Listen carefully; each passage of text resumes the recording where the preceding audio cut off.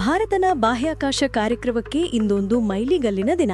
ಭಾರತೀಯ ಬಾಹ್ಯಾಕಾಶ ಸಂಶೋಧನಾ ಸಂಸ್ಥೆ ಅಂದರೆ ಇಸ್ರೋ ತನ್ನ ಶಕ್ತಿಶಾಲಿ ರಾಕೆಟ್ ಆದ ಉಡಾವಣಾ ವಾಹನ ಮಾರ್ಕ್ 3 ಅಂದರೆ LVM-3M5 ಮೂಲಕ ತನ್ನ ಅತ್ಯಂತ ಭಾರವಾದ ಸಂವಹನ ಉಪಗ್ರಹವಾದ CMS-03 ಅಂದರೆ GSAT-7R ಅನ್ನು ಉಡಾವಣೆ ಮಾಡಲು ಸಿದ್ಧವಾಗಿದೆ.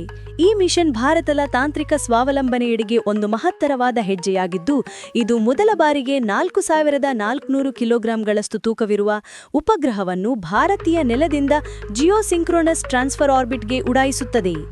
ಬಾಹುಬಲಿ ಎಂದು ಪ್ರಸಿದ್ಧವಾಗಿರುವ 43.5 ಮೀಟರ್ ಎತ್ತರದ LVM ರಾಕೆಟ್ ಇಂದು ನವೆಂಬರ್ 2, 2025ರಂದು ಸಂಜೆ 5:26 SHK ಸತೀಶ್ ಧವನ್ ಬಾಹ್ಯಾಕಾಶ ಕೇಂದ್ರದಿಂದ ಹಾರಲಿದೆ.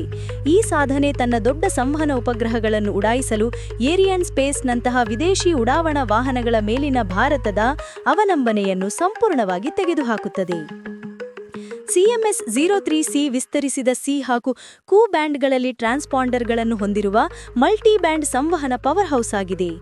ಇದರ ಮುಖ್ಯ ಉದ್ದೇಶ ದೇಶದ ಸಂವಹನ ಮೂಲಸೌಕರ್ಯಗಳನ್ನು ಗಣನೀಯವಾಗಿ ಹೆಚ್ಚಿಸುವುದು, ಭಾರತೀಯ ಮುಖ್ಯ ಭೂಭಾಗ ಹಾಗೂ ಸುತ್ತಮುತ್ತಲಿನ ಸಾಗರೀಯ ಪ್ರದೇಶಗಳಿಗೆ ಉತ್ತಮ ಸಂಪರ್ಕವನ್ನು ಒದಗಿಸುವುದು.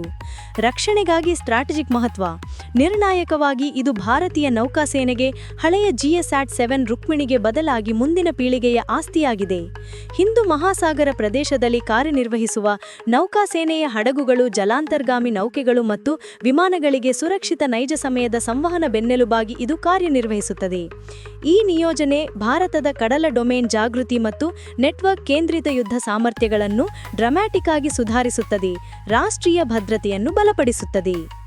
ಈ ಉಡಾವಣೆಯು LVM ಸಿಸ್ಟಂನ ವಿಶ್ವಾಸಾರ್ಹತೆಯನ್ನು ಸಹ ಪ್ರಮಾಣೀಕರಿಸುತ್ತದೆ. ಇದು ಭಾರತದ ಮಹತ್ವಾಕಾಂಕ್ಷಿ ಮಾನವ ಸಹಿತ ಬಾಹ್ಯಾಕಾಶ ಮಿಷನ್ ಗಗನ್ಯಾನ್ಗಾಗಿ ಆಯ್ಕೆ ಮಾಡಲ್ಪಟ್ಟ ವೇದಿಕೆಯಾಗಿದೆ. 4400 kg ಪೇಲೋಡ್ನೊಂದಿಗೆ LVM-3M5 ಯಶಸ್ವಿ ಹಾರಾಟವು ಮಾನವ ಬಾಹ್ಯಾಕಾಶ ಹಾರಾಟ ಕಾರ್ಯಕ್ರಮವನ್ನು ಬೆಂಬಲಿಸುವ ಒಂದು ನಿರ್ಣಾಯಕ ತಾಂತ್ರಿಕ ಪ್ರದರ್ಶನವಾಗಿದೆ. ಈ ಐತಿಹಾಸಿಕ ಉಡಾವಣೆಯ ಲೈವ್ ಕವರೇಜ್ ಅನ್ನು ವೀಕ್ಷಿಸಲು ಮರೆಯಬೇಡಿ.